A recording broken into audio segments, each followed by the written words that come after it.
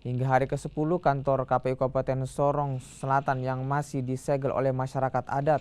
Aksi penyegelan dilakukan akibat pergantian nama salah satu anggota komisioner yang terpilih dan menuntut KPU bertanggung jawab. Penjabat Gubernur Papua Barat Daya Muhammad Musad mengatakan Pemda Kabupaten Sorong Selatan telah mempertemukan pihak KPU dan juga masyarakat adat agar persoalan dapat segera diselesaikan. Bupati itu sudah bawa tokoh-tokoh masyarakat itu ketemu dengan ketua KPU di pusat.